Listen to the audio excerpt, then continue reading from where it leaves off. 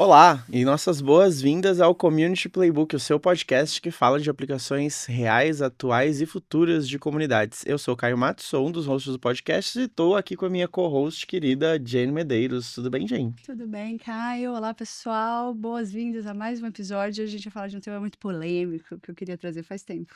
Pois é, que tema é? Quem temos hoje com a gente? Temos um convidado muito especial, coisas que a vida nos apresenta, né? Conheci o Fer indo para um festival, a gente foi falar de inovação. Ganhei um livro que aí já abriu minha cabeça e falei, Fer, tem que trazer esse papo pra gente no podcast.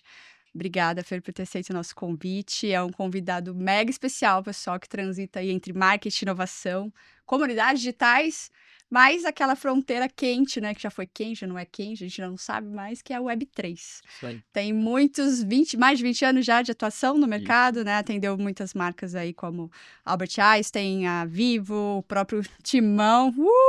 Vai, time!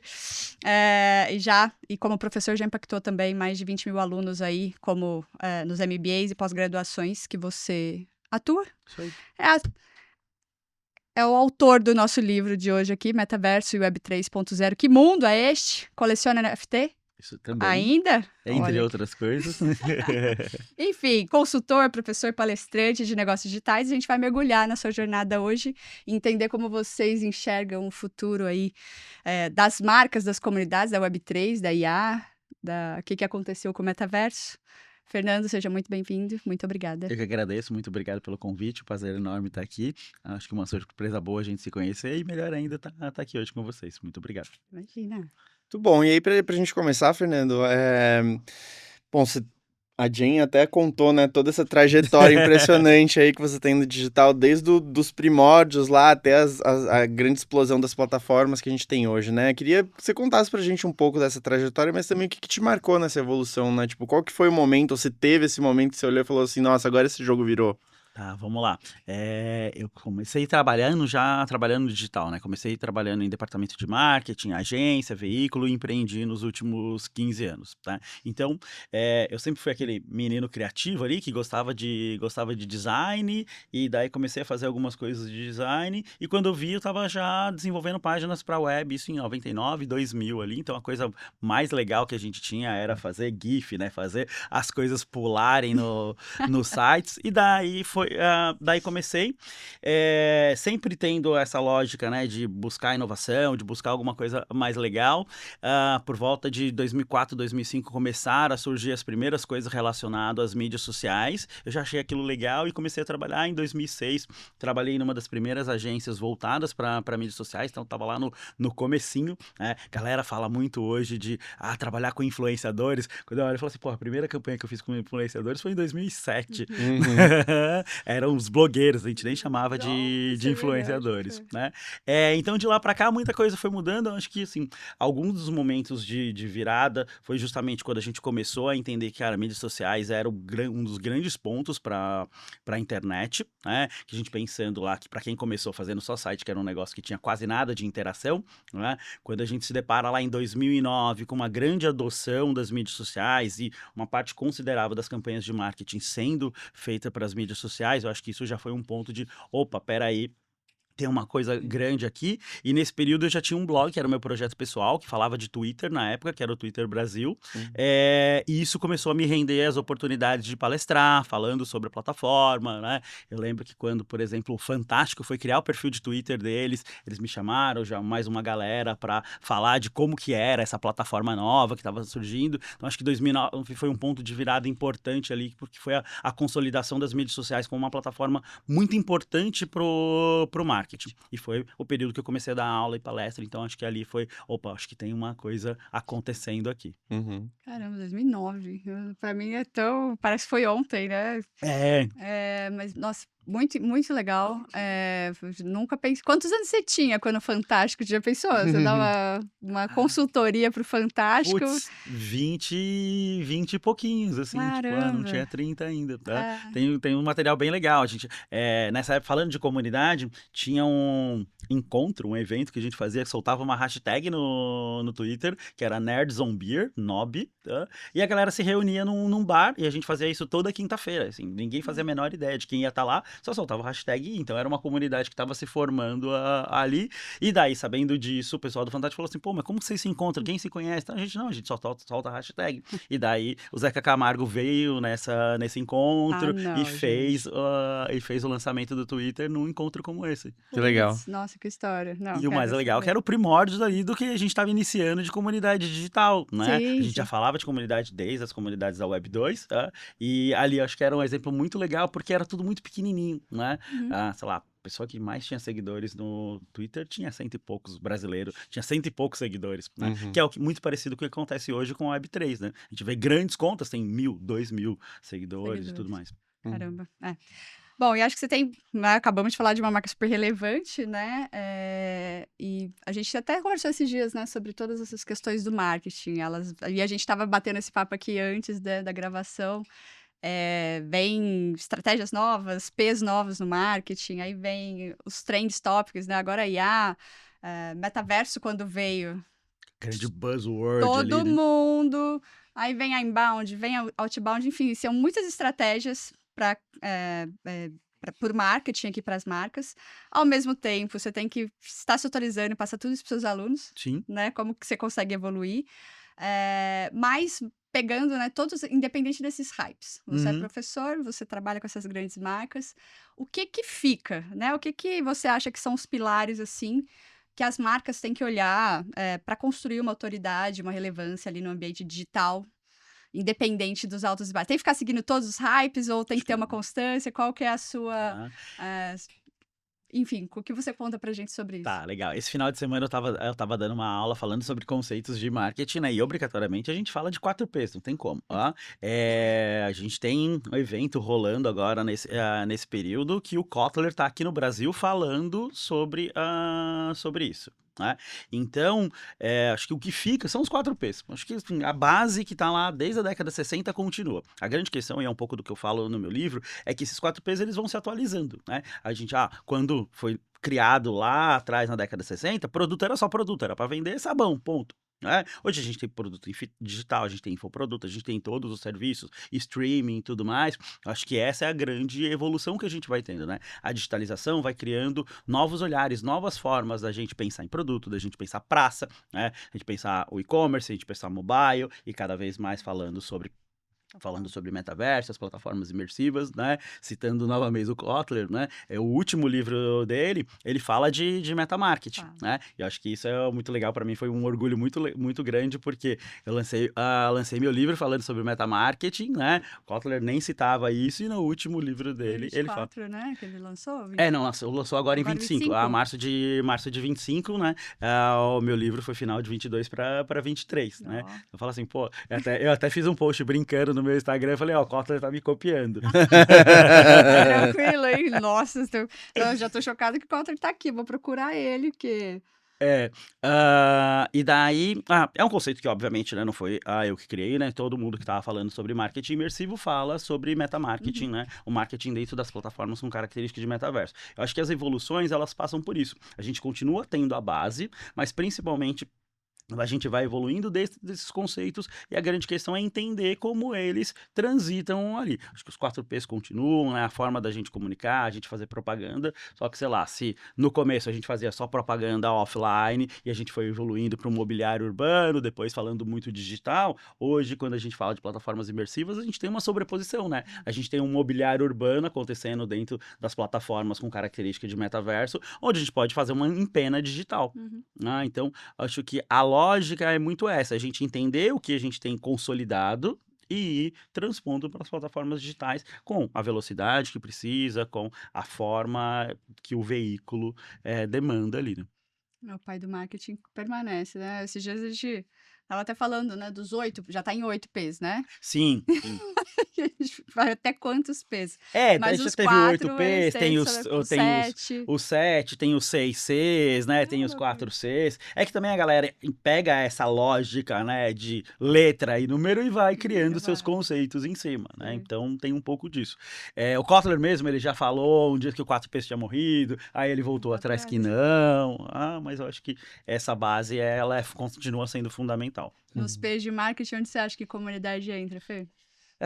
Eu acho que comunidade tem muito a ver com a parte de propaganda, né, o P de promoção, ali, mas eu acho que também ela tá num eixo central ali da forma com que ela pode influenciar em produto, né, dando insights pra gente melhorar o nosso produto, dando insights para melhorar preço, né, dependendo da forma com que a gente for olhar pra comunidade, ela pode também ser uma praça, né, se a gente olhar a comunidade como um eixo central ali da comunicação. Então acho que ela transita pelos 4, talvez ali entre praça e promoção. Ou Legal. seja, a comunidade tá em tudo, anotem aí. Exatamente. Não tem Muito como, bom. ela é, como é que eu falo? Ela é a linha, né, que costura todos esses rolês, porque se É. ela é bem construída, dá para você pegar para produto, para praça, para promoção, enfim, ela é uma agora tá nos hypes dos hypes, temos aí community driven, community led growth, enfim, Uhum. temos Exatamente. mais esses outros hypes do nosso mercado. Mas essa vai pro corte, né, comunidade tá em tudo, ó, ficou muito bom a frase. Esse vai ser o trailer do podcast Isso depois. aí. Bom, mas aí, já que a gente está falando de comunidade, né, nos últimos anos você tem mergulhado bastante também nesse universo de Web3, né, e aí para quem está entendendo isso agora, o que isso, né, significa, qual o impacto que isso vai ser, e queria te perguntar, né, como que você explicaria, assim, de uma forma simples, qual que é o papel das comunidades nesse cenário novo e mais descentralizado? Tá bom. Vou dar um passinho antes, talvez, né, não sei se todo mundo sabe que o Web3, né, quando a gente fala de Web3, a gente fala dessa terceiro grande movimento ali, tem gente que fala de onda, né, da web, partindo do princípio que primeiro ela vem antes da socialização, né, então até 2004 mais ou menos ali, que é o comecinho de tudo, de 2004 até o que a gente vive hoje é o que a gente chama de Web 2, né, normalmente a galera de Web 3 que chama de Web 2, né, o ser humano médio tá só A utilizando gente é médio. aham, Gostei. ali, e daí quando a gente fala de Web3, a gente está falando das plataformas, né, que tem característica de metaverso, né, realidade aumentada, realidade imersiva, estamos falando das criptomoedas, né, ativos digitais como os NFTs, tokenização, blockchain, e IA, que é o grande ponto hoje. Se alguns anos atrás a gente achava que o metaverso talvez seria a primeira porta de entrada para a Web3, hoje a gente tem certeza que a IA é o que vai fazer parte ali para trazer todo mundo para essas tecnologias da Web3. Então, quando a gente fala de Web3, acho que um ponto interessante é que o Web3 ela vem muito também para ressignificar algumas coisas da Web2. Daí comunidade tem um ponto bem importante aí, porque se a gente olhar tudo que foi construído na Web2, ela nasceu com o propósito de criar conexões, criar comunidades e cresceu de uma forma onde a gente acabou baseando muito principalmente da comunicação numa lógica de audiência, numa lógica de visibilidade, onde perfis gigantescos, pessoas estavam ali muito mais como espectadores, principalmente se a gente falar hoje de Instagram ou de grandes youtubers, e um pouco da comunidade se perdeu ali porque tudo cresceu demais, né? Eu acho que na Web3 a gente tem um retorno, né? Talvez ali um pouco anárquico de não, vamos fazer diferente, agora a gente vai ter comunidades raízes ali, né? Acho que como é algo menor e que está começando, as pessoas estão muito conectadas nessa lógica de troca, e um dos pontos interessantes que as tecnologias da Web3 trazem é a possibilidade da gente pegar ativos digitais melhorando a distribuição. Isso é muito bacana, principalmente quando a gente fala de criadores de conteúdo, né? Hoje, boa parte do que a gente tem da Creator Economy está baseado em audiência, né? Você gerar visibilidade e daí ganhar um retorno das plataformas por conta disso. Com as tecnologias de Web3, você pode estruturar uma comunidade onde as pessoas possam ganhar em cima do que elas contribuem para essa comunidade, né, com ativos digitais, com uma lógica que normalmente a gente vai falar nas DAOs ali, que você consegue estruturar uma hierarquia, né, que são as Decentralized Autonomy Organization, né, as organizações descentralizadas. Então você tem muitas coisas que podem contribuir essa dinâmica de comunidade, até mesmo a construção de ativos digitais onde eu possa comercializar um bem, né, uma arte, um elemento em 3D, né? Ou seja, a gente começa a ter outras possibilidades de criadores digitais utilizando a sua comunidade para se rentabilizar, né? Então, acho que tem uma lógica muito forte ali de comunidade e, principalmente, eu tenho tecnologia que suporte que essas comunidades cresçam, né, de uma maneira mais estruturada, de uma maneira autônoma e gerando um ecossistema rentável ali dentro. Então, acho Legal. que é um ponto importante. Muito bom. É bem difícil de imaginar, acho que a gente veio conversando, né, de Sim. São Paulo a Santos sobre isso, que para mim, na minha cabeça, é muito distante. engajar essas comunidades de Web3, Sim. né? Porque para quem não conhece muito de Web3, as pessoas às vezes não se identificam, né? A gente não sabe com quem que a gente está falando. Sim. A gente, né, na Kobo, a gente já fez vários diagnósticos de comunidade Web3 e era sempre muito difícil, assim, como que eu vou criar uma conexão com alguém que eu não faço a menor ideia de quem ela seja? Ou a gente faz uma ligação e ninguém abre a câmera, né? Então a gente não tem essa conexão, sei lá, esse feeling, eu sei lá o que a gente pode chamar.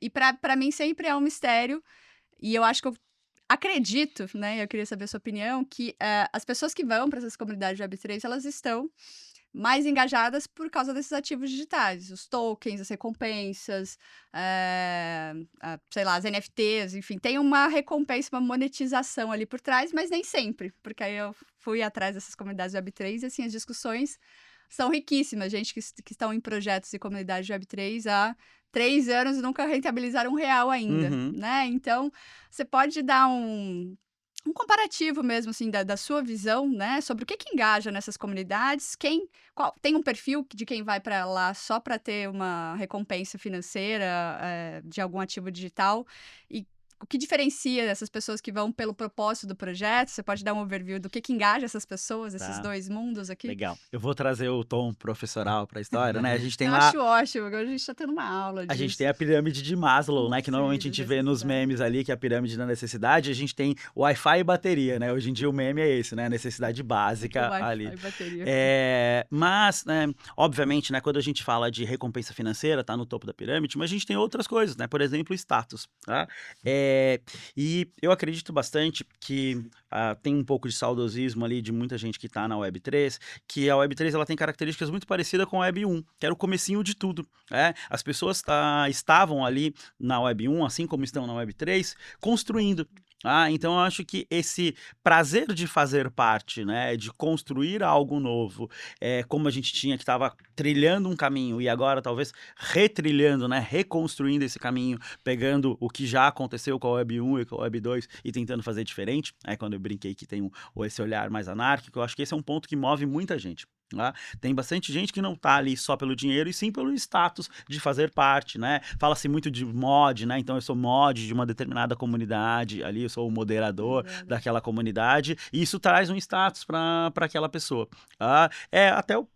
Ou só a questão mesmo de construir, de estar ali batendo papo, conversando, ensinando outras pessoas, seja a desenvolver, seja a criar um seu próprio NFT, seja a conseguir fazer uma transação de uma moeda para outra, né? Porque eventualmente, como a gente tem múltiplas moedas, às vezes ainda tem muita frição, né? Tem uma dificuldade grande de você pegar uma moeda, pegar um ativo, converter para outro, para transformar isso na moeda fiduciária, né? No real, no dólar que a gente vai usar dentro do mundo físico. Então, eu acho que esse prazer de contribuir é um ponto bem importante e normalmente engaja bastante dentro das comunidades, né?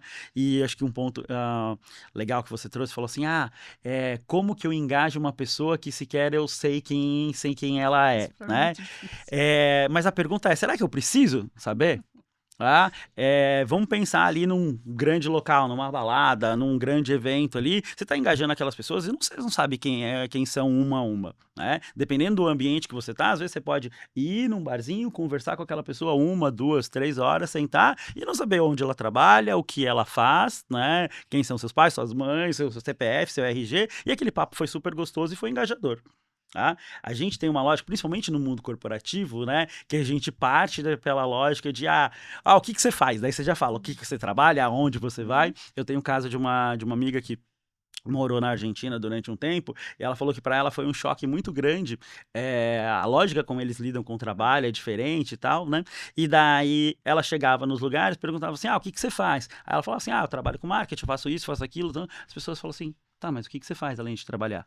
Né? Porque a apresentação padrão era assim, eu pego onda, eu faço churrasco, eu como, eu gosto de ler. Então, eu acredito que a gente é mais do que só, né, o que a gente trabalha, o que a gente faz. E daí, quando a gente vai para uma comunidade Web3, que também tem a lógica lá dos primeiros conexões, quando a gente usava lá ICQ ou qualquer coisa, você era um número simplesmente, né? E um nickname que você não se identificava ali, né?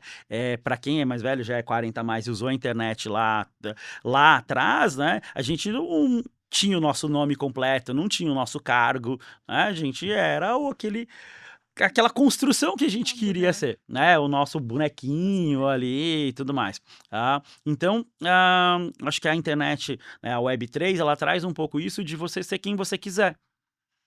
Se você quiser ser uma figura pública, você pode ser. Se você quiser ser um anônimo, você pode ser. E isso não faz com que você trabalhe mais ou menos. Né?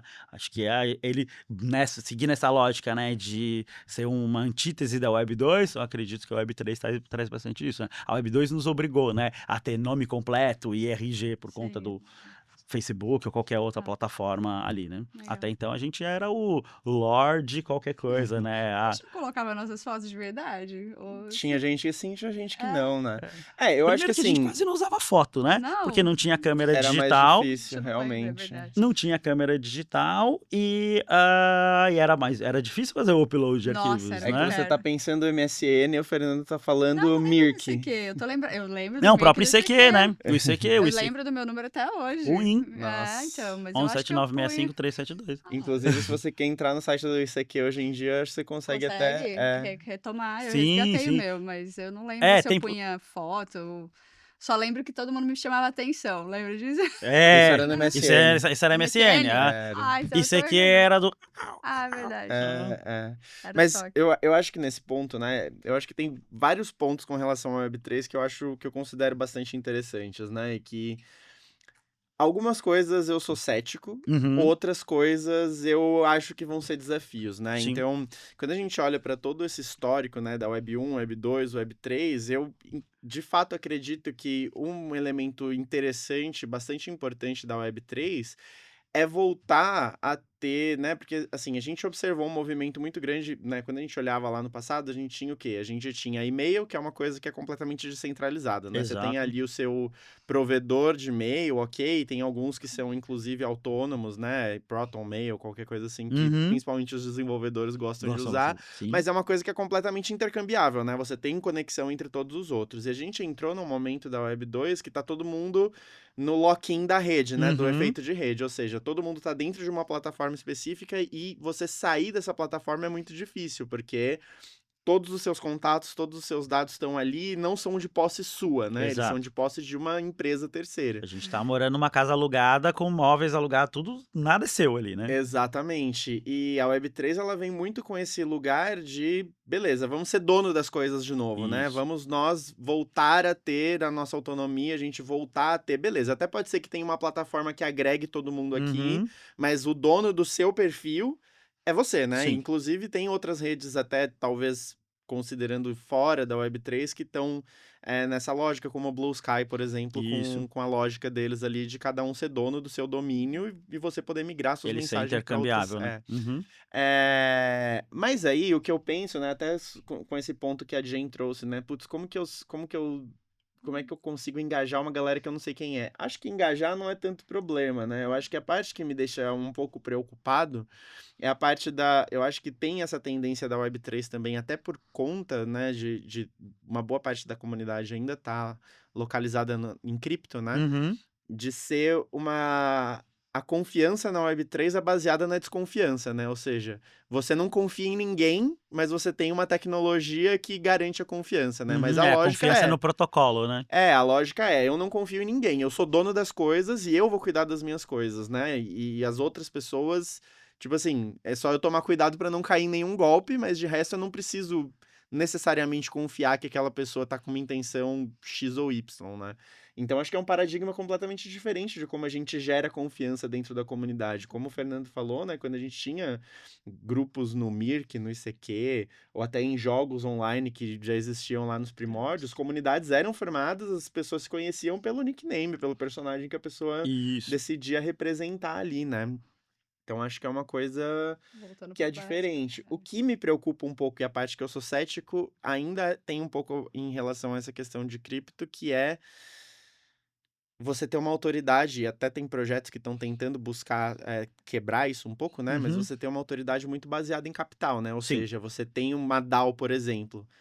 Muitas vezes os votos dentro de uma DAO são dados por quem tem mais token. Só que se Uhum. você pode comprar o token, você já acabou de uma certa maneira com a lógica, né, de tipo, quem é mais relevante para aquela comunidade. De repente o cara acabou de chegar, mas ele comprou mais token, por isso ele tem mais poder de voto, ele pode fazer um takeover da comunidade, Exato. né? Então, Tem algumas discussões já, tipo, tem uma galera escrevendo bastante sobre isso, sobre política em DAOs, né, e de como que você pode ter essas baleias concentrando capital e daí movendo, né, movendo as ações da DAO, principalmente as DAOs que têm um valor recorrente ali, né, que são baseadas em NFT, e daí você tem a venda do NFT que faz um acúmulo de tesouro para a DAO, e esse tesouro tem que ser gerenciado pela galera que está ali dentro, né? Então, uhum, quem tem mais NFT, teoricamente tem mais poder de voto. Tá?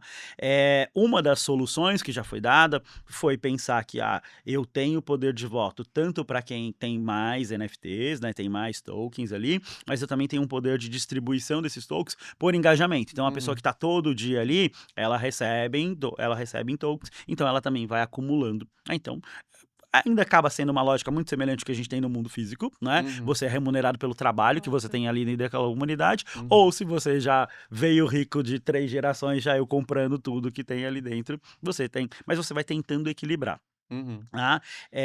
Uma lógica importante é que a gente tem uma transparência ali, né? Então, teoricamente, a gente tem menos chances de fraudar as coisas ali, você pode ter uma auditoria maior, então, algumas DAOs optam por deixar isso fluido, distribuir, quando tem, de tempos em tempos, ter doações, então quem tem muitos tokens acaba doando para a comunidade, né, acaba redistribuindo aquilo, e principalmente, como as coisas na internet são muito mais ágeis, você tem uma gestão de governança, né, dos cargos que, dependendo da DAO, você tem uma pessoa que dá um top DAO ali, ou que tem um conselho de 5, 10 pessoas, e que isso se alterna a cada 6 meses, por exemplo, né? Então, uhum, você vai criando ali um sistema de governança, onde também você não tem uma pessoa que, igual no mundo físico, né, 4 anos gerindo uma cidade, né? Então, uhum, você tem ali 6 meses. Se der ruim, ela vai ser reeleita, se não, ela vai ser trocada ali. Então, acho que a gente ainda acaba é, parafraseando muitas coisas que a gente tem no mundo físico, que a gente tem aqui há 2000 anos, né, em questão de gestão, mas a gente passa a ter tecnologias de deixar um pouco mais transparente, de deixar um pouco mais distributivo, e uhum, daí as pessoas vão criando formas ali. Mas, obviamente, né, ainda tem uma concentração de poder, ainda tem uma concentração de capital em muitas DAOs que você sai comprando um monte de NFT, um monte de token, e daí quem tem mais dinheiro acaba levando. sim. Hum, É complicado. A gente já discutiu isso uma vez, né? Realmente é muito. é. Acaba voltando para Web 1 e acaba voltando para o Web Exato. 2, então enfim, parece muito distante, mas Sim. não, não é A o que está galera que é acontecendo. muito fundamentalista diz que não, vai ser totalmente diferente. Eu olho com essa visão de, pô, acho que tem diferenças, Tem. Uhum, mas a gente ainda tá copiando algumas coisas que tem no mundo tradicional, no mundo Uhum. corporativo e tudo mais. O legal é que normalmente essas DAOs que têm um tesouro maior, né, como o Naus ou várias outras ali, elas têm uma causa por trás ali também de como reverter esse tesouro para ações, né? uhum, A Naus é uma DAO, por exemplo, que ela assemelha ali uma Red Bull do mundo físico, porque ela é muito focada em esportes radicais. Uhum. Então, a venda dos NFTs, a venda das obras digitais, é revertida para a comunidade para fazer ações relacionadas a esportes radicais, relacionados à arte, né? uhum, Então, tem muita coisa legal que você, se você está dentro da comunidade, você consegue propor um projeto, uhum, ter votos, e daí você pode lançar um livro, lançar um bonequinho, lançar um filme, lançar um evento, patrocinar uma ação. Então, acho que é uma forma ali de você girar uma grana e fazer com que outras pessoas se beneficiem. E daí o engajamento conta muito, né? Legal. Se você tiver engajado na comunidade, você tem mais chance de ser votado, eleito e tudo Tá mais. legal. total. Eu acho que isso é um ponto bastante positivo, né? De fato, você dar os meios para que uma organização autônoma, né? Uma organização orgânica, vamos dizer assim, de pessoas, consiga gerar algum impacto no mundo, né? Eu acho que essa Sim, parte é muito legal, tem uma né? economia recorrente, né? Tem uma economia girando ali, né? Exato. E eu acho que esse exemplo da Nouns é super interessante, né? E realmente é uma das DAOs que a gente vê que tá realmente passando no propósito. Tem a outra, que é a MakerDAO, acho que eu não me engano, Sim, que é uma grande, MakerDAO, né? uhum. Que fazem esse tipo de coisa. E eu acho que é legal, né? Cada vez mais a gente trazer esses exemplos, né? Eu trabalhei um tempo com Web3, como eu tava falando contigo antes da gente começar a gravar. E assim, é muito interessante que você vê muito potencial na tecnologia, né, em Sim. tudo que pode ser feito, mas eu acho que midiaticamente a galera fica focando em umas coisas que não são o mais importante, né? A galera fica focando em, sei lá, a imagem do Neymar, que o Neymar pagou não sei quantos milhões, E ou perdeu tipo, tantos milhões, né? scam da criptomoeda do Trump ou do Milley ou de qualquer outro O político. faraó X que tinha sei lá quantos milhões de bitcoins e tal. Acho que esse é um dos desafios de quando a gente fala da Web3, porque como ela está muito relacionado também à lógica das criptomoedas, né? É muito mais impactante para a grande mídia falar que o Neymar colocou 2 milhões, 5 milhões, 30 milhões numa obra de arte e perdeu tanto. Né? Uhum. Aí você vai olhar, você fala assim, pô, mas como que o cara perdeu, né? Se a gente for olhar a fundo, na verdade houve uma desvalorização da moeda e daí o valor dela hoje ela é muito menor. Mas que provavelmente, se tudo der certo, no próximo ciclo, quando essa moeda estiver valorizada de novo, vai valer tanto quanto ou mais. Né? Só que tem muitas camadas, né? E é a mesma lógica. Toda vez que o Bitcoin sobe, nossa, tá custando tanto. Toda vez que cai, perderam milhões. Pô, não, o cara continua com a mesma quantidade de Bitcoin ali. Só que tem uma oscilação de mercado que a gente não vê. Isso acontece com as ações também Todos da os Magalu, de todo mundo. Até com Oscila. dólar, né? Com o O dólar. cara comprou não sei quantos milhões de dólares, caiu o preço do dólar e perdeu dinheiro na Exatamente, prática, né? exato. Então, acho que tem muito essa questão que, como mistura muita coisa, a grande mídia vai falar daquilo que é mais popular, né? Vai Eu acho, pegar o hype, né? eu acho que as pessoas se assustam um pouco com a volatilidade, que realmente é um pouco maior, mas eu acho que o principal problema disso, na verdade, é que eu acho que acaba atraindo muita gente pelos motivos errados, né? Ou seja, Sim. muita gente que tá ali interessada em ganhar dinheiro rápido, né? Tem muitas comunidades de NFTs, às vezes, que a gente ouve o pessoal falando, putz, eu não consigo engajar minha comunidade porque a galera tá só se manifesta quando tá próximo de ter um airdrop, né? Sim. Então, tipo, beleza, agora tem uma oportunidade pra mim aqui, eu apareço. Aí acabou a oportunidade, a galera sai. Então acaba sendo uma coisa que fica mais transitória do que deveria ser, né? Eu acho legal esses outros exemplos, justamente porque mostra, né, de uma consistência e de uma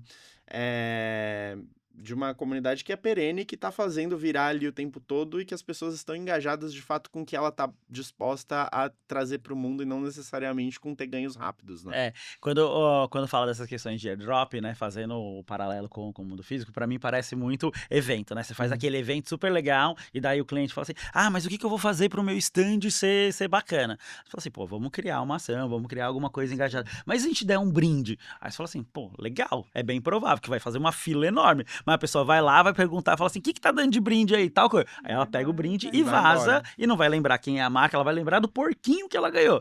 Quem é a marca, o que é, aquele caderno, tanto faz. Né? Então, acho que a lógica dos airdrops, que tem uma galera que fica pulando de galho em galho ali para pegar esse brinde, pegar essa moeda, pegar esse token, é que se não tem uma estrutura ali, né, por trás, que faça com que a pessoa se engaje, que faça com que ela cresça na comunidade, que gere uma valorização desse ativo, provavelmente vai ser só mais uma coisinha que amanhã, quando der uma alta, a pessoa vai vender, vai vazar e vai pegar assim, suas moedinhas ali. Então, cai muito nessa questão de construir uma comunidade, construir um projeto, de ter um tokenomics estruturado para que ele seja perene, né? Legal. Boa. Acho que é pra gente tangibilizar também pro pessoal, né, que tá ouvindo. Parece que pra mim parece assim, gente, mas como que acessa a Web3, né? A gente já teve esse papo.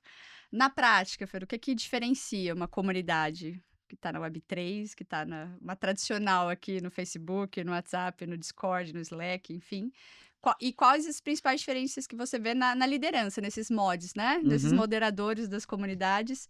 E como isso impacta também como que se cria valor para os membros, né? O impacto disso na geração de valor e de entrega para o membro. Tá, bora lá.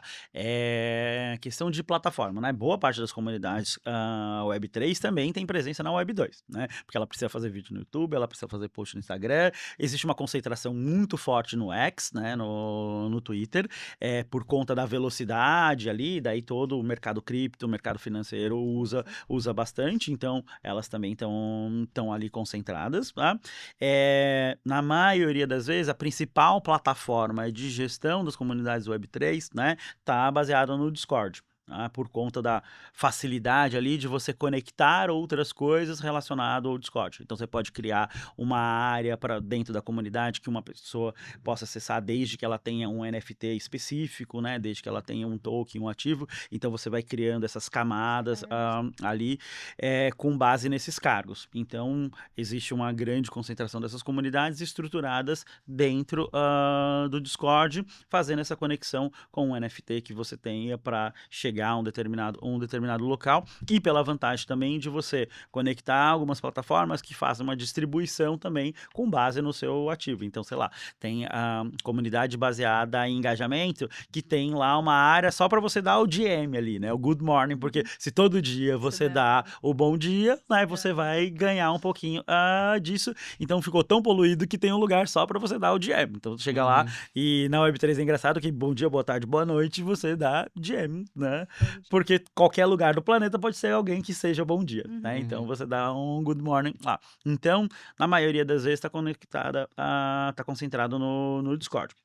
Uma das formas de engajar é essa, pode ser por distribuição de tokens, mas pode ser também por trabalho, por você fazer parte, e normalmente a característica desses mods, esses moderadores, né, em geral, são pessoas que são entusiastas, né, eles já compraram a ideia e respiram Web3, assim como qualquer outra coisa, né, a pessoa que é líder de um grupo de corrida, ela respira a corrida, né? Brand lover, né? Exatamente. E daí ela vai vestir a camiseta da corrida, ela vai usar a meia, vai usar tudo que possa te identificar com aquela equipe de corrida. Na Web3 também é bem comum que essa pessoa vista a camisa de fato. E como muitas coisas têm uma frição, né? Ainda tem essa dificuldade técnica, então geralmente esse moderador ele vai ter uma capacidade técnica ali para te ajudar a transacionar coisas dentro daquela comunidade ou para buildar, se for uma comunidade de desenvolvedores, né? Então ele provavelmente vai ter uma skin mais técnica para te ajudar a construir algo dentro daquela comunidade. Ou se é uma comunidade que está muito baseada em projetos, como a gente falou, é um cara que vai entender, pô, esse projeto aqui ele tende a ser mais aprovado do que esse, então ele vai te ajudar a construir aquele ativo da comunidade. Acho que essa é uma característica comum, hein? Olhando na prática, é igual, né? Tem alguma diferença muito, principalmente você também que já moderou algumas. Não, na Web3 tem uma coisa muito específica, diferente aqui das nossas comunidades tradicionais que não estão na Web3. O engajamento é o mesmo, cargos, recompensas. É tudo muito parecido, na verdade. Até a plataforma é igual. Eu acho que o que varia, de fato, é essa estrutura que você tem por trás, né? Eu acho que o que varia, né, tipo, muito, quando, por exemplo, a gente tá falando de uma comunidade que é mais estruturada dentro do tokenomics dela, como a gente fala, né? A gente, né? Como se eu estivesse lá ainda. Mas é que você tem uma estrutura tecnológica que é muito bem adaptada para que aquela comunidade funcione sem intervenção de alguém de cima, por exemplo, né? Então, por exemplo, quando a gente fala de comunidades como as que a gente costuma organizar, em geral, beleza, você tem uma gamificação, você tem uma estrutura que você coloca ali, mas no fim do dia você decide, eu acho que essa pessoa tem mais perfil para ser moderadora, eu acho que essa pessoa tem mais perfil para não sei o que lá. Dentro de uma comunidade Web3, tudo isso tá muito bem descrito, automatizado, com base nos tokens que são distribuídos, e tudo isso gera uma lógica de votação, de quem tem mais poder de voto, de quem tem, né, tipo, mais prestígio dentro da comunidade. Então, isso é muito mais tangível do que nas comunidades que a gente costuma ver. Porque nas comunidades que a gente costuma ver, toda essa questão de status, toda essa questão de prestígio, ela é muito feeling, né? Tipo, eu acho que essa galera aqui, essa pessoa aqui tem mais influência dentro da comunidade. E você, às vezes, consegue ver se ela tem mais influência ou não, porque, sei lá, ela consegue mobilizar pessoas. Dentro de uma comunidade na Web3, a influência que ela tem nas ações da comunidade, óbvio que pode ter um soft power ali dela, né? Influenciar e mobilizar pessoas a votarem de uma determinada maneira, mas isso está muito mais tangível através do poder de voto que ela tem com os tokens, né? Exatamente. Tem uma transparência maior e uma confiança, né? uma estruturação muito baseada na tecnologia, Uhum, né? E daí talvez a maior diferença seja a porta de entrada, né? uhum. Porque numa comunidade Web 2 mesmo que no Discord, normalmente a pessoa vai ter só o login do Discord ali e tá tudo bem. Numa comunidade Web 3 é bem provável que ela tenha uma segunda camada de autenticação, que é através de algum Da token, wallet. né? Que vai estar numa wallet, na maioria das vezes numa MetaMask, que você vai ter ali uma segunda credencial, né? Você passou na primeira porta, Uhum. daí para você acessar A a segunda. área onde todo mundo tem as grandes decisões ali, você vai precisar de um token que te autentique para ela. Legal. Acho que a maior diferença aí é que a gente tem, que é onde realmente a gente tem essa conexão com a Web3 mais forte, que vai ser essa portinha de entrada ali. Legal. Bom, será que você pode trazer algum case, assim, muito marcante, né? Ou que te trouxe algum insight mais poderoso, assim, ao trabalhar nessas comunidades? Porque você faz muitos projetos com Uhum. grandes marcas. Algo, sei lá, que te impressionou, assim, ou que a comunidade entregou uma transformação muito rápida, ou gerou um impacto social ou cultural, ou mesmo de negócios, assim, muito rápido. Algum case Tá. bacana pra Acho que gente? tem um case bem legal brasileiro que eu acompanhei como holder ali, eu faço parte, eu comprei os NFTs e tudo mais, e conheço de uma maneira bem próxima quem são os criadores da comunidade, que é uma comunidade chamada Surf Junkie, que ela foi criado por Marcelo Serpa, que é um grande publicitário e tudo mais tal, e daí o desenho dos NFTs é dele, e é o cara que tem uma história criativa, uma história do surf e tudo mais, e eles conseguiram, e daí eles criaram uma comunidade que a gente brinca que poderia ser só um cartãozinho ali Uhum. dizendo que você é um surfista, né? Mas eles colocaram isso dentro da Web3 de uma maneira muito bacana e conseguiram trazer uma comunidade que era zero Web3, tá? Então tem gente que está lá por conta da Web3 e por conta dos ativos e tudo mais, tal, mas tem uma base muito grande de pessoas que são surfistas. Ponto, tá? E descobriram a Web3 querendo fazer parte daquele clube ali por conta das vantagens, por conta dos benefícios, né? Então, é uma comunidade que, assim como os Bored Apes lá, né? Ela tem um desenho legal e são os PFPs, né? Que são Profile Pictures ali que você pode usar. Para colocar nas suas redes sociais e tudo mais, mas o grande barato é que ela também tem uma lógica de ser um clube, onde tem experiências exclusivas para quem faz parte daquele clube. Então, se você tem um NFT, você tem uma possibilidade ali. Se você tem 3, você tem mais. Se você tem 10, você tem prioridade na fila. E daí você tem lá a Praia da Grama, você pode ter uma experiência exclusiva lá. Quando vai rolar campeonato mundial, tem lá um camarote que se você tem acesso a esse camarote. E daí tem camiseta, tem as obras de arte, os originais ali, que foram feitos em papel. Então eles conseguiram fazer um clube de surf dentro da Web3 e atrair muita gente que não era Web3. E o lançamento deles foi muito legal. Foram, acho que, 2.000 NFTs que eles venderam em menos de uma hora, e sabendo que ia ter uma grande quantidade de pessoas que não estavam habituadas com as Sim. tecnologias de Web3, galera meteu live, suporte durante todo o período. Então, Legal, você comprou, está com dificuldade de transferir para a carteira, de entrar e tudo mais, e daí eles legal. conseguiram fazer. E houve um sucesso muito legal, aí ainda para gerar mais exclusividade, eles queimaram o finalzinho ali, que estava demorando para vender um pouquinho mais, tal. Eles falaram assim: "Não, então a gente chegou num número legal, era para ser não sei exatamente os números, era para ser 2.000, vendeu 1.800 na primeira, 1 hora e pouquinho, eles Legal. queimaram mais 200, fecharam a comunidade, queimaram os outros 200 NFTs ali. Então ficou Demais. ainda mais exclusivo. Legal. Acho que esse é um case brasileiro bem bacana e tem 2 anos e quase já A que eles comunidade. lançaram, e é uma comunidade super ativa, forte e que tem essas experiências recorrentes, né? Então, continua tendo coisas exclusivas nos campeonatos. Teve uma festa da Corona que, se você é holder, você consegue entrar com alguns benefícios. Então, eles conseguem conectar muito toda a tecnologia, as possibilidades da Web3 com as coisas bacanas que a gente Também. tem no mundo físico aqui para você usufruir. Legal. Com quem surfa? Hum? Muito Com bom. quem surfa, né? É, Conecta com exato. quem Ah, é humano normal. eu tenho 3, e eu nunca subi numa prancha, gente. Mas eu acreditei no projeto, achei bacana, tudo mais e tal. E daí, como tem coisas. E daí, essa é uma coisa muito legal, né? Por conta da possibilidade de você pegar esse benefício e repassar, que era uma das lógicas que a gente estava falando do ativo da Creator Economy, né? Que uma vez que eu ganhei aquele benefício, eu fui eleito, eu comprei, eu posso vender para quem eu quiser. Tá? Uma coisa que é extremamente Legal. inclusiva. Então, fui lá, fui sorteado para uma experiência exclusiva que no mundo tradicional, na maioria das vezes, se você não for usar, você perdeu. Não, aquilo é um ativo que vale uma grana que eu posso vender. Então, também tem esse benefício que é bacana. Muito bom. Muito bom. Bom, a gente falou sobre muitos tipos de comunidade aqui, tanto de Web3, né? A gente, enfim, pode falar de comunidades no metaverso também, de comunidades na Web 1, na Web 2. Acho que a comunidade, como a gente falou no começo, está em tudo. Em tudo.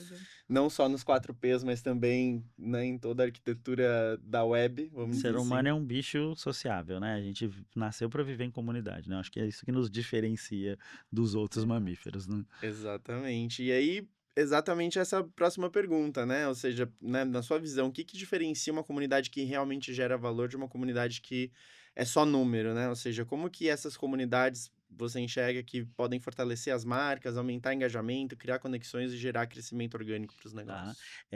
Um tempo atrás eu estava numa dessas discussões falando sobre o Web3, eu acho que teve, e surgiu uma frase muito legal falando assim, qual que é a diferença de uma comunidade para um grupo? Né? E daí, a palestrante, a pessoa que estava falando lá, ela falou assim, olha, na minha concepção, a diferença da uma comunidade para o grupo, que pode ser lá o grupo do condomínio, é que todo mundo está agindo em propósito de um bem comum. Uhum. No grupo do condomínio tá todo mundo meio que defendendo o seu ali e tentando chegar em algo que atenda a necessidade. Normalmente, quando a gente fala numa comunidade, principalmente uma comunidade Web3, tá todo mundo em busca de um bem comum, né? As pessoas querem que aquele protocolo, que aquela comunidade, que aquela coleção cresça. E, consequentemente, eles vão fazer parte daquilo. Mas todo mundo tá construindo algo bacana. Eles têm um objetivo primordial, que é construir aquilo. Que deveria ser a lógica de uma empresa, de uma instituição, mas não necessariamente a gente vê isso acontecendo. Principalmente nas comunidades que não estão tão baseadas, né, em monetização, e sim em construção do protocolo, em construção de algo ali. Eu acho que esse é o grande ponto, e eu acho que serve para tudo que a gente fala de comunidade. Se a galera tá ali buscando construir um bem comum. Legal. É bacana essa discussão, qual a diferença entre comunidade e X? Aí comunidade e grupo, comunidade Audiência. e rede, comunidade e Instagram. audiência. Acho que tem essa diferença super importante mesmo, né? Uhum. Não só de que as pessoas estão ali por um mesmo objetivo, mas também de que elas se conhecem, de que elas se confiam, de que elas acreditam de fato que elas estão trabalhando juntas para esse objetivo, né? Né, se a gente for pegar a estrutura ali, né, construir um bem comum, né? Sim. Fer, acho que a gente caminhando pro fim aqui, triste, porque essa pauta eu adoro conversar sobre ela, que pra mim é mágica, assim, né? Na prática, eu falo assim, então toda marca deveria criar seu token, e aí a gente conseguia melhorar muito mais a moderação das comunidades atuais, não é mesmo? Sim, Eu doem acredito que mais. na próxima década a gente deva caminhar bastante Legal, para isso. legal. É porque hoje já tem, né? Todos esses brand lovers, enfim, você recompensa de outras formas. Nem sempre é só no. Eu acho que esse tem uma influência e tal. Às vezes tem algumas outras metodologias, mas o token resolve, né? Boa parte aí dos Sim, a ativos gente do vê, pai. por exemplo, marcas de luxo investindo bastante nos últimos anos, Exato. né? Justamente para construir ali os NFTs, que NFT é Exposição. um protocolo, né? Mas assim, criar o seu colecionável digital, o seu ativo, para você fazer parte, né, de um Clube, ecossistema né? exclusivo, um clube ali. Os clubes de futebol, inclusive, tem, né, Sim. bastante. Sim. Então, acho que o Santos que tem no Brasil, não lembro, O Grêmio, tem... o Grêmio tem, tipo, o Palmeiras Palmeiras tem. também, Que eu já vi, inclusive, na Binance tem alguns que tem os Tem. estão tokens lá, né? Acho que listados. o PSG tem na Europa, é muito mais comum, né? Sim, sim. Porque também a forma com que o futebol lá se estabelece como um negócio é diferente, né? Sim. Mas principalmente do mercado AAA, né, o mercado AA ali, eu acho que eles trabalham muito bem essa lógica de exclusividade, de fazer parte, né? A gente viu Porsche fazendo isso, a gente viu Lacoste, a gente vê o próprio grupo da Louis Vuitton, né? Que eles têm uma célula voltada para Web3, né? Então, quando a gente olha, né, o grupo que tem Louis Vuitton, que tem Prada, criando uma célula para falar de Web3, acho que tem muita coisa ali, né? Sim. Era isso que era esse gancho que eu precisava mesmo. Você acha que as marcas, né, já entenderam esse potencial das suas comunidades Web3 ou Web2 no Brasil? E o que que você acha que ainda falta para que elas entrem de vez apostando nessas iniciativas? Eu acho que o grande ponto que a gente vê para tudo de Web3, até mesmo para IA, que talvez seja a porta mais simples de entrada, é caso de uso. Né? É as pessoas começarem a usar, entender que, como tudo, quando a gente fala de inovação, tem testes, né? Tem erros e acertos, e o que, que isso resolve? Muita coisa da Web3 ainda está na lógica de entusiasta, né, então eu faço isso porque é mais legal, porque é Web3, né, Uhum. mas além disso, né, se a gente for falar, por exemplo, eu sou dono dos meus próprios ativos, mas quantas pessoas realmente querem ser donos dos seus próprios ativos? Porque Uhum. isso traz uma autonomia, mas também traz uma responsabilidade, né, Uhum. é muito gostoso quando você perde a senha do banco, daí ele vai lá, reconhece o seu rosto de novo, faz tudo e fala assim, nossa, troquei minha senha e tá tudo bem, ou 10 anos atrás, a gente ligava, confirmava algumas coisas e você tinha todos os seus ativos de volta. Na Web3, com essas características, né? Se tiver algum problema, você é responsável por esse problema também, Uhum. né? Então, para as marcas, isso é muito desafiador ainda, né? Uhum. Então, acho que é uma questão tipo de casos de uso, né? Facilidade de adoção. Quanto mais a gente diminuir a frição, e esse foi o grande ponto da Web 2, né? Na Web 1, por exemplo, você tinha que montar um computador do zero, você tinha que saber mexer no código para fazer uma página, né? Na Web 2 não, você vai lá, aperta 2 botões e você tem o seu Instagram, tá? Uhum. Então acho que da Web 3 falta essa questão que é facilitar o processo, né? Para que as coisas sejam mais intercambiáveis e Uhum. aí sim a gente possa ter uma maior adoção das marcas. A marca olha e fala assim, pô, legal, né? Como um Starbucks. Tá bom, eu tenho aqui o meu clube de vantagens Uhum. baseado em NFT, mas em momento nenhum eu falei que tem uma tecnologia NFT aqui por trás, Uhum. assim como quem usa e-mail não sabe a tecnologia que está por trás. Sim. E olha só, agora eu vou começar a distribuir bounties, eu vou começar a distribuir benefícios para essas pessoas e elas vão. O que ela tem que fazer é colecionar selinhos aqui. Ponto. Uhum. Uhum. Então acho que o grande ponto é en- entender que tem uma curva que ainda vai crescer. Todos os institutos de pesquisas falam que o platô da Web3 é a partir de 2030. Então a gente Uhum. tem 5 anos ainda para ir construindo isso, que se a gente for ver numa curva histórica empresarial, a gente pensa, né, missão, visão, valores para Vai. 25 anos. Então tá Uhum. tudo Tá bem. ok. Mas para a gente que trabalha com internet, você fala assim, nossa, mas 5 anos ainda? Tem Aham. muita coisa ainda para ser construído. Mas quem está entrando agora, está entrando para testar, está entrando para sentir. Muita gente está entrando para fazer PR, né, para fazer assessoria de imprensa, para aproveitar o hype, o que, se é uma marca inovadora, faz muito sentido Uhum. também. Uhum. Então é ter claro assim, para que eu estou entrando agora? E se eu entrar agora, qual é o aprendizado que eu vou ter para quando isso estiver no platô, eu já tenho alguns anos de 5 caminhada. anos. Acho que esse é o grande ponto ali, é entender que a gente está no comecinho do processo. Eu digo que a gente está vivendo 1996 da internet. Então você tinha lá 2 ou 3 malucos no condomínio que estavam utilizando. Sim. Muito boa analogia. E eu acho que esses pontos que você trouxe, eu acho que eles são bem interessantes, né? Eu acho que eles trazem juntos, né, o grande, talvez, conflito que vai ser essa transição, né? Porque eu enxergo, né, muitas coisas, até que, principalmente para a galera que é mais purista, vamos dizer assim, da Sim. Web3, que é um desafio muito grande para grandes empresas e marcas, né? Porque, primeiro, você vai estar abrindo mão de um domínio, vamos dizer assim, né? Porque você está entregando mais autonomia para as pessoas e muitas Uhum. marcas são resistentes a isso, inclusive em comunidades tradicionais, né? A gente sempre fala, você não é dono de comunidade nenhuma, não tem como você ser dono de comunidade nenhuma. Então, às vezes, para as empresas abrirem mão disso é difícil.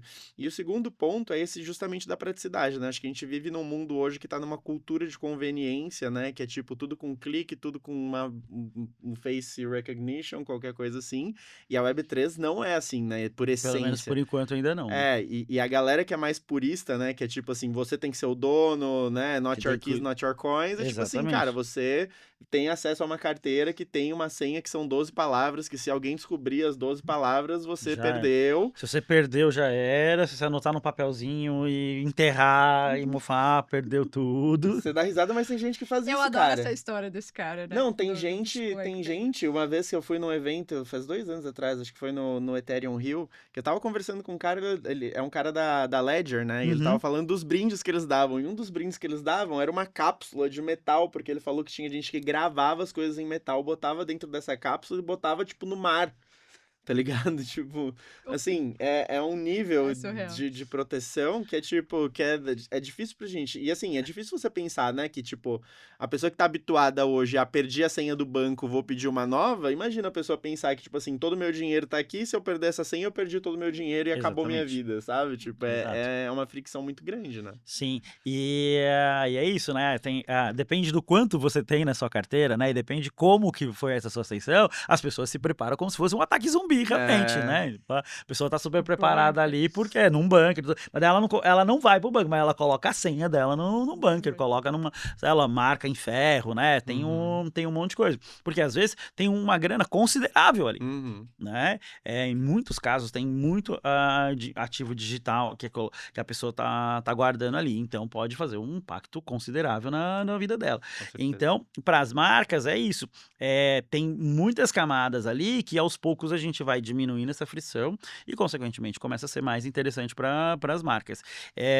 Eu acredito que essa retirada do controle ali, ou pelo menos a marca dá um pouco mais de autonomia para as pessoas também, tem seus pontos positivos, porque a gente começa a ver a criatividade sendo aflorada, Total. né? Quando a gente olha, por exemplo, uma Nike que comprou uma empresa de fazer ativos em 3D, já pensando nos tênis que vão ser criados para o mundo digital imersivo, né? No metaverso. E que, cara, qualquer pessoa pode criar, e ela fala assim, cara, queria mesmo, tá? A gente só vai dividir o royalty. Se você usar a marca da Nike, tamo junto, parte é seu, parte é meu e tá tudo bem. Uhum. Você explode a possibilidade de ganho. Total.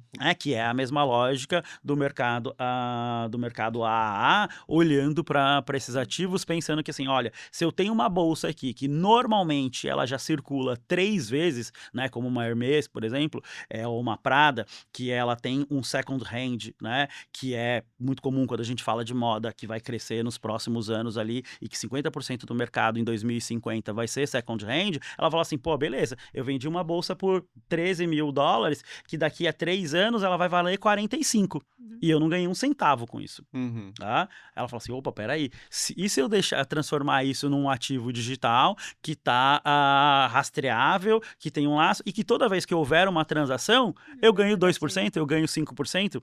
Tá? Uhum. Então essa é a lógica do mercado AAA, de entender que, pô, se eu pegar esse ativo físico, amarrar ele num ativo digital para gerar mais credibilidade, né? Porque assim como um carro que tem gente que faz cabrito, que vai lá e troca o chassi, tem gente que faz isso com uma bolsa, tem gente que faz isso com outros ativos de luxo, como Uhum. relógios, por exemplo.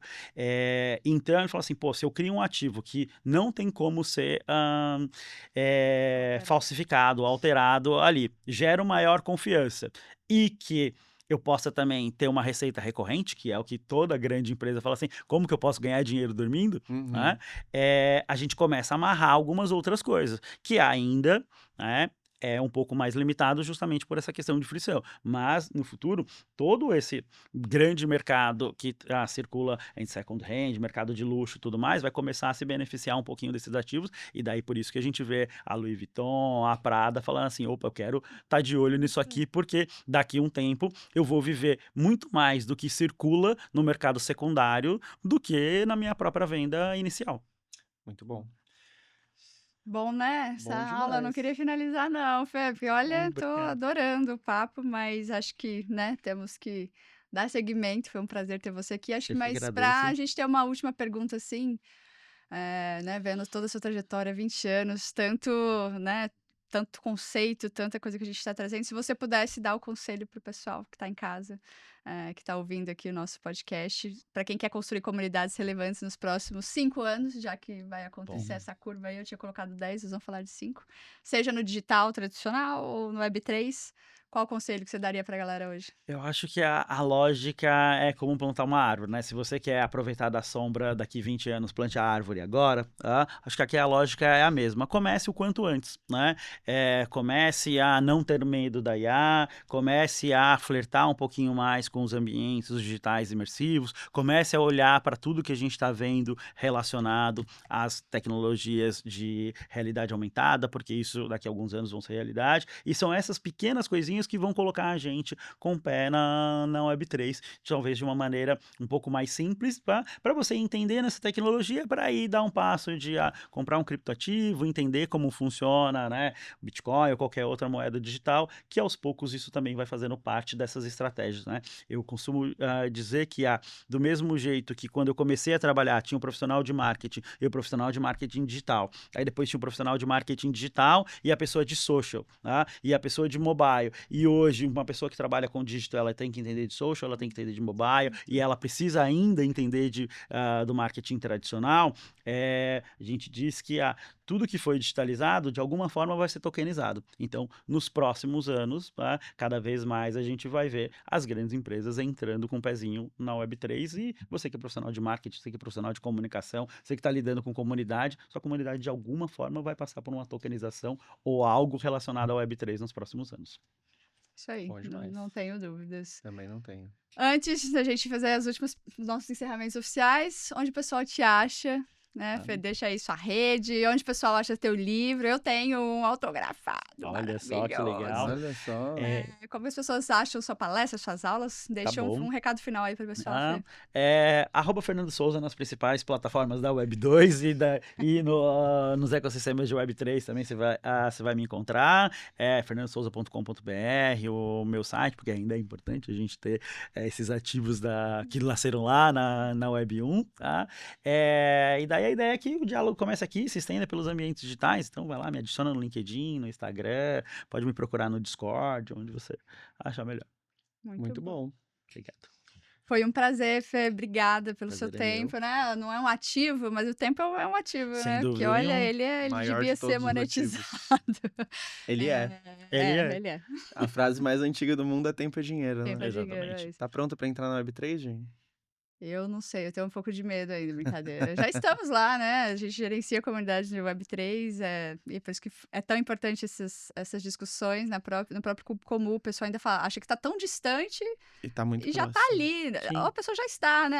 Não, as comunidades do Web3 estão no Discord. A pessoa gerencia uma comunidade no Discord e nunca procurou uma comunidade ou um projeto, enfim. Uhum. Então é mais tangível do que parece, Sem né? dúvida. Parece que é tão, para mim, né? 3 anos atrás isso estava lá. O metaverso, o acesso, o óculos, mas enfim, já vivemos essa realidade. Logo mais, uma galera usando óculos. É isso aí. Fer, obrigada pelo seu tempo. agradeço, Caio, muito obrigada obrigado. pela moderação nesse episódio. Obrigado. Pessoal, espero que vocês tenham gostado. Eu aprendi muito, né? Não deixem de seguir o Fer. Quem quiser falar do livro também, fale comigo, que eu tenho várias pautas para falar sobre. Se a gente fosse discutir só o livro, dava outro podcast. Vamos marcar. Obrigada pela audiência de vocês. Não deixem, né, de curtir, né, aqui o nosso conteúdo, dar 5 estrelas do Spotify. E qual que pergunta a gente pode fazer para os community managers aí, para nossa audiência que está ouvindo hoje? Qual material, né, ou qual curso, qual evento de Web3 que um community manager não pode deixar de participar, para entender um pouquinho mais de que está tão aqui na nossa frente e parece que está tão distante.